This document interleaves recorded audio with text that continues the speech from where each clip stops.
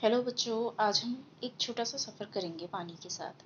चलिए देखते हैं कि एक बूंद पानी कहाँ से शुरू होती है और कहाँ कहाँ घूमती हुई वापस आती है। What is water cycle? पानी कभी रुकता नहीं है, ये हमेशा चलता रहता है। ये अर्थ के अलग अलग सिस्टम से होकर गुजरता है, कभी नदी में, कभी बादल में, कभी बारिश के रूप में, और फिर वापस उसी सफ़र पर निकल पड़ता है। इसी एंडलेस घूमते रहने वाले प्रोसेस को हम कहते हैं वाटर साइकिल। जैसे एक चक्कर, मेरी गो राउंड, कभी रुकता नहीं, बस घूमता रहता है। वैसे ही पानी भी कभी खत्म नहीं होता, बस रूप बदल कर घूमता रहता है। जर्नी ऑफ वाटर, 3 की स्टेजेस। ये वाटर साइकिल 3 ज़रूरी स्टेजेस से होकर गुजरता है: इवेपोरेशन, कंडेंसेशन और प्रेसिपिटेशन। चलिए एक एक करके इन्हें समझते हैं। जैसे एक कहानी के 3 पार्ट्स होते हैं, शुरुआत, बीच और अंत, वैसे ही वाटर साइकिल के भी 3 पार्ट्स हैं और हर पार्ट एक नया रूप लेके आता है। इवेपोरेशन। इवेपोरेशन तब होती है जब सूरज नदी, तालाब या समुंदर के पानी को गर्म करता है। ये पानी वाटर वेपर में बदलकर हवा में ऊपर उठने लगता है। ये वाटर साइकिल का पहला स्टेज है।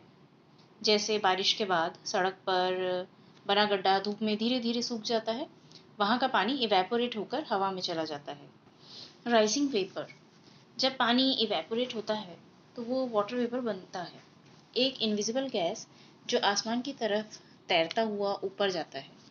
गर्म हवा एक लिफ्ट की तरह काम करती है, जो इन्हीं छोटी छोटी पानी की बूंदों को और ऊपर एटमॉस्फेयर तक ले जाती है। जैसे गर्म चीज़ का धुआं हमेशा ऊपर की तरफ उठता है, जैसे चाय के कप से भाप उठती है, वैसे ही गर्म हवा भी वाटर वेपर को ऊपर की तरफ धकेल देता है। कंडेंसेशन। जब ये वेपर आसमान में ऊपर जाता है तो वो ठंडा होने लगता है। ठंडा होते ही ये डस्ट के छोटे छोटे पार्टिकल्स के आसपास टाइनी ड्रॉपलेट्स बनाता है। इसी प्रोसेस को कंडेंसेशन कहते हैं। जैसे ठंडे पानी की बोतल के बाहर बूंदें जम जाती हैं, वही कंडेंसेशन है, बस ये आसमान में बड़े पैमाने पर होता है। Types of clouds. अब देखते हैं आसमान में किस तरह के बादल बनते हैं। अलग अलग शेप्स और हाइट्स के बादल अलग मौसम बताते हैं। जैसे सफ़ेद रुई जैसे हल्के बादल अक्सर साफ मौसम बताते हैं, लेकिन काले घने बादल देखकर हम समझ जाते हैं कि बारिश आने वाली है। बिल्कुल वैसे ही जैसे हमारी दादी नानी बादल देखकर ही मौसम बता देती थी। प्रेसिपिटेशन। बादल में जब पानी की ड्रॉपलेट्स आपस में मिलकर भारी हो जाती हैं तो वो नीचे गिरने लगती हैं, रेन, स्नो, स्लीट या हेल के रूप में। इसी को प्रेसिपिटेशन कहते हैं। जैसे एक छोटे से गुब्बारे में ज़्यादा पानी भर देने पर वो फट जाता है, वैसे ही बादल भी पानी से इतने भर जाते हैं कि उन्हें बारिश के रूप में नीचे गिरना पड़ता है। रेन और snow, it's all about temperature. जब पानी की ड्रॉपलेट्स बादल से गिरती हैं तो टेम्परेचर तय करता है कि वो किस रूप में गिरेंगी। अगर टेम्परेचर 0 डिग्री सेल्सियस से ज़्यादा है तो ड्रॉपलेट्स लिक्विड रहती हैं और रेन बनकर गिरती हैं। अगर टेम्परेचर 0 डिग्री सेल्सियस से कम है तो ड्रॉपलेट्स जम जाती हैं और स्नो, स्लीट या हेल बनकर गिरती हैं।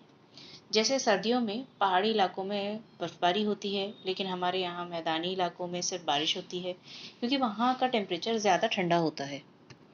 कलेक्शन।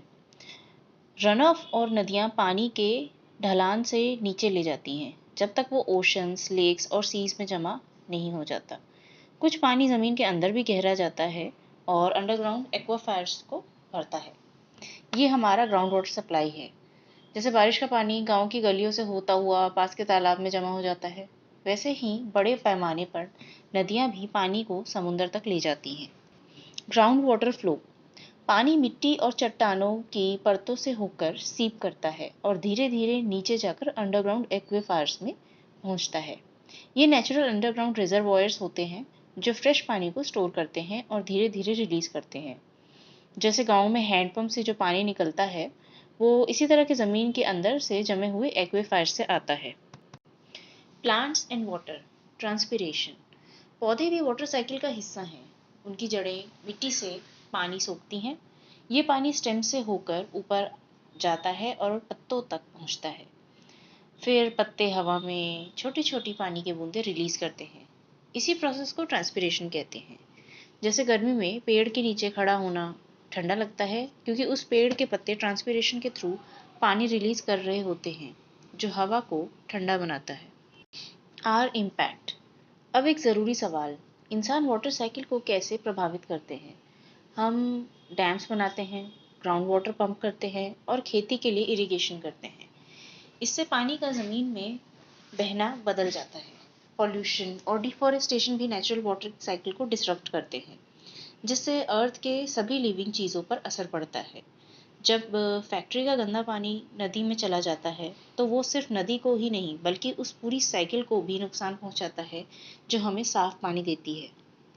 अब देखते हैं आप कितना समझ पाए। बताइए, इवेपोरेशन वाटर साइकिल की शुरुआत कैसे करता है? कंडेंसेशन कैसे बादल बनाता है आसमान में? और प्रेसिपिटेशन कैसे पानी को वापस अर्थ तक लाता है?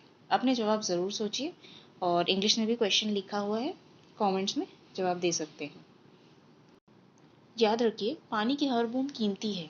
चलिए हम सब मिलकर अपने पानी को बचाने का प्रमाण लें। Every drop matters, protect our water. और वीडियो लाइक करें, शेयर करें, पसंद आया तो अपने दोस्तों के साथ भी शेयर करें, सब्सक्राइब करें। Thank you very much, bye bye.